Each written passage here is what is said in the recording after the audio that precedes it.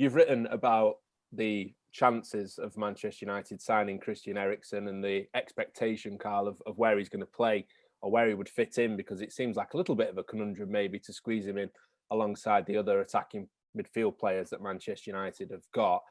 David Ornstein's written the piece on The Athletic about the offer to Christian Eriksen. Laurie, do you know how likely this is to happen? Yeah, I mean, David Ornstein's obviously got brilliant contacts, and the idea that United have made an offer is perhaps not totally surprising. I think people were a little bit taken back, but it'd been something that had been kind of talked about. I mean, I got a question in my mailbag last week. So it's always brilliant when you do the mailbags with subscribers, because you get ideas for things and you realise what they're thinking about. And so I really appreciate everyone's feedback on that. I think it was like 200 comments in the first sort of day, which is crazy, really. Just sort of shows the appetite out there for kind of information or just to discuss Manchester United. But the Christian Eriksen was brought up then, and I sort of looked at it and thought, well, he's 30. He's obviously had a good end of season at Brentford. He's shown that he can still play the game at the top level after his issues at the Euros. And so for a free transfer, I mean, they looked at him before when Ole Gunnar Solskjaer was manager in 2019, but in the end, they didn't want to pay the money that Spurs, I think, wanted for him with a year left on his contract, or they kind of had other ideas, I suppose, as to how to progress the team, or not, perhaps. But I think, I don't know, if he's one of, a few, if he's one of 4 or 5 players, which I know this is probably very much in the fantasy land, I suppose, in that regard, but then I think he's a good player to bring on. But if he's the only one, or one of 2, 2 or 3, he kind of a little bit underwhelming, because he's not the guy to build your team around, but he's certainly a high quality technical player that knows how to create and score at the top level, that could add certainly to the squad, but he can't be the only one. No, that is true. Andy, you've written this week about Manchester United looking into the possibility of signing a Barcelona midfielder. There's stories about Cesc Fabregas a few years ago, but of course there's one now, which everyone seems to want to know what's happening, how close it is. He said he's flattered now publicly by Manchester United's interest. Is Frenkie de Jong going to be one of those names that we go on about all summer and it doesn't happen, or can you see this actually being pulled off by United? Right, it could go on all summer. I wrote about the Cesc piece, and I remember being all over that in the summer of 13 and being fortunate to be getting very good information from both sides. And as a journalist, it's very rare that you're in that situation. But when I revisited doing that piece and spoke to people who were party to exactly what was going on, I was still picking up little details.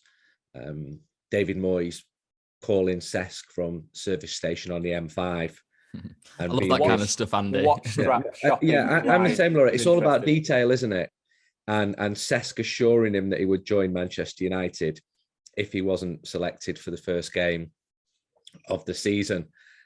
He was selected. He provided 2 assists in a 7-0 win, and suddenly Man United were scratching around, and they had 12 days of the transfer window left. So there are some similarities with Frenkie de Jong. The way I see it is that, yes, Manchester United are interested. Yes, there's been contact. Yes, there's been an offer. Barcelona have not accepted that. It's really complicated from Barcelona's side because of the very strict financial fair play rules in Spain. He's on a huge contract. Barcelona do need money. He's a good player. Spoke to a lot of people this week in football about him, but exactly what he does. The feedback I'm getting was, I really would love to see this player signed for United. Barcelona have not used him well, and under Ten Hag, who did use him well, he could be an amazing player for Manchester United. And the people I'm speaking to are professional football coaches. They know what they're on about. They watch Barcelona every week, and they're breaking down the type of football that he plays, what he does well, why it's not quite worked out for him, how he receives the ball on the half turn, the sort of stuff that scouts look at as well. I remember Manchester United overlooking Fernando Torres because they were uncomfortable with the way he received the ball with his back to goal. It's tiny details like that, and it's so subjective. I wouldn't be surprised if the Frenkie thing ran and ran and ran. That frustrates fans massively. I totally get that. I think he's perfectly happy living in Catalonia. He was coming to Catalonia on holiday. As a child, he loved Barcelona. When he says he's at the biggest club in the world, A, I think he thinks he's being genuine. B, I disagree with him because Manchester United are bigger. C, Barcelona are more attractive to footballers than Manchester United. They just are. And even though Barcelona have slumped, but he's played at an unstable, unstable club. And you could say Manchester United has been the same. So it would just be exactly the same for him. It will boil down to one thing, and that is money and valuation, partly because of the huge fee that Barcelona paid for him. People think that, say United pay 60, 70, 80 million, that it can just put that money in the bank and go out and buy one of their 6 targets, because they've got 6 targets and they also want to move 6 players on as well. They can't. And it's the problem because of the fee that they paid for him. They can only pay a percentage of any profit on the player. And also the market and some of the fees that have gone in the market, like Madrid, what they paid last week for the young Monaco midfielder, that's a problem as well. So I think that Barca would sell him, would like to sell him. But what is Barca? Cesc Fabregas, Barca wanted to sell him. Well, the president did, the directors did, the manager didn't, the player didn't want to go. But players, if they're told you're not wanted here, we're happy to let you go. We're happy to listen to offers. Players say, all right, I get what you're saying, and they listen to offers. I'd like to see him come. I don't think there's a deal close at the moment. I think it's going to run and add to the frustration that fans have got. Could I ask a question, Andy? I just wondered, do you think that's right then for Man United to be sort of looking at Barcelona's situation and saying they're in financial disarray, they need to sell, the pressure is going to intensify when we get to the end of the financial year for Barcelona on July the 1st? Is that a smart thing to try and extract, a lower fee, or should they just think, actually, we need to back a manager here who's new into the job? Okay, it might cost a little bit more, but we'll get the player in early. Everyone understands where he's going to be. The manager knows who he's got. Pre-season's coming up. I know he has his own opinions, Frenkie de Jong, on where he wants to play, but it does feel like he's open to it at least. So that's the balance, I suppose. That I can understand why United want to negotiate down, but at the same time, there is a cost to that frustration among fans, frustration amongst the coaching staff, and Eriksen himself and the player. What do you think? If you bow to that frustration, you end up signing Donny van de Beek. Look at the timing of that. That was all about bowing to frustration. I've said that right from the start with him, and I'd love him to come good, by the way.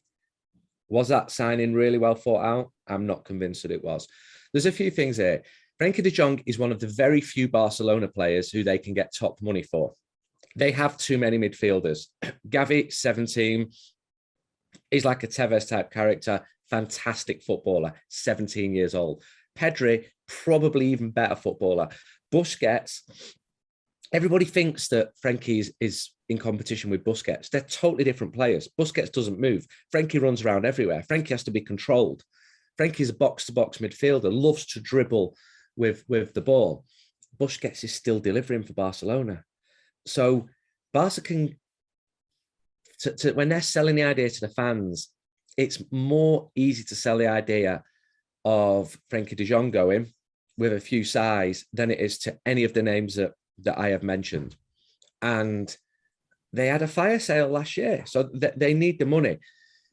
Both clubs are operating under a cloud post-COVID, so the financials are definitely a factor.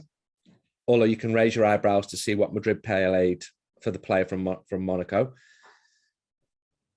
Should United break the bank, give him what they want, the type of things that fans say? Should they have done that with Jadon Sancho when 110 million was being talked about? I think United did it in the right way. I'm just really circumspect, Laurie, because I've seen us go for players where everyone's celebrating and going, this is brilliant, brilliant. And the players have completely flopped. And I don't think that Frenkie would flop. But United have got to find another way of winning. And I'm frustrated when I see Liverpool signing strikers and Manchester City signing strikers. But I can see different sides to the argument here. United are not in the Champions League. There's a budget there. United have got to, that would be boosted by the sale of other players. In hindsight, United should have sold Dean Henderson 18 months ago, but didn't. Do you then pay 80 million euros for Frenkie de Jong and blow your entire budget on one player? That's not my decision. So I can see there'll be some to and fro in. Barcelona are not in the position they were when they had Cesc Fabregas financially. Barcelona's ideal situation is that more people come in for Frenkie de Jong. I'm not aware of anyone at the moment. Barcelona would probably like people to think that more people are coming in for Frenkie de Jong. Again, I'm not aware of anyone else at the moment. Fascinating, isn't it? What a tangled web it is once again. But I think that notion that United have to do things differently this time and try and change the way that they're doing transfers is definitely coming through now, isn't it? And obviously lots of change behind the scenes. Lots of different people are involved now than were before. So it'll be interesting to see what impact that has. But the blank check era, hopefully, sounds like it's gone in a sense. Andy, is that fair?